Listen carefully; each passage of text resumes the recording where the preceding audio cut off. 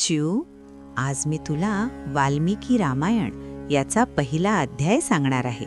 नीट लक्ष देऊन ऐक हं बाळा. फार प्राचीन काळी तमसा नावाच्या एका संथ वाहणाऱ्या नदीकाठी वाल्मिकी ऋषी राहायचे. एकदा ते ध्यान करत असताना त्यांच्या मनात एक विचार आला की या संपूर्ण जगात असा कोणी आहे का जो अत्यंत गुणवान, धैर्यवान आणि सर्वांशी प्रेमाने वागणारा आहे.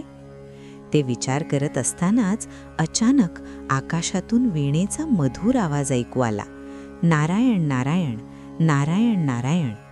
आणि तिथे साक्षात नारद मुनी प्रगट झाले. वाल्मिकी ऋषींनी आपला प्रश्न त्यांना विचारला तेव्हा नारद मुनी हसून म्हणाले, मुनिवर, इक्ष्वाकू वंशात जन्मलेला राम नावाचा एक असा वीर आहे जो सर्व गुणांनी संपन्न आहे. नारद मुनींनी रामाचे वर्णन करताना सांगितले की राम अत्यंत जितेंद्रिय आणि पराक्रमी आहे. त्याचे बाहू लांब आणि खांदे रुंद आहेत. तो नेहमी सत्य आणि धर्माची पाठराखण करतो. हे ऐकून वाल्मिकी मुनींना मोठे आश्चर्य वाटले.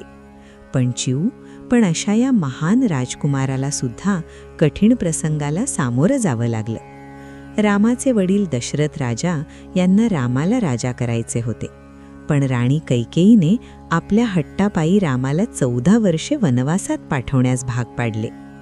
पित्याचे वचन मोडू नये म्हणून राम हसत हसत वनाला निघाले आणि त्यांच्यासोबत लक्ष्मण व सीतामाई देखील गेली. वनात राहताना रामाने अनेक दुष्ट राक्षसांचा संहार करून तिथल्या ऋषींना अभय दिले. पण तिथेच दुष्ट रावणाने सीतामाईचे कपटाने हरण केले. सीतामाईला वाचवण्यासाठी जटायू नावाच्या शूर पक्षाने प्राणांची बाजी लावली.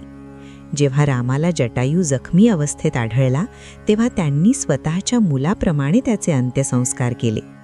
पुढे सीतेच्या शोधात रामाची भेट शबरीशी झाली, जिने त्यांना अत्यंत प्रेमाने गोड फळे अर्पण केली.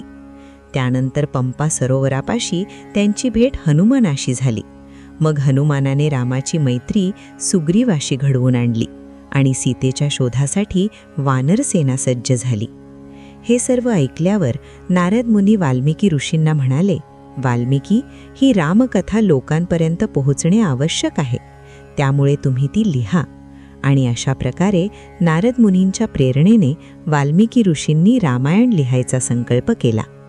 माझ्या चिऊ, ही गोष्टवरून आपल्याला हेच शिकायला मिळते की परिस्थिती कितीही कठीण आली तरी आपण रामासारखा धीर धरायचा आणि नेहमी सत्याच्या मार्गावर चालायचे. आई वडिलांचे शब्द पाळणे हाच खरा धर्म आहे.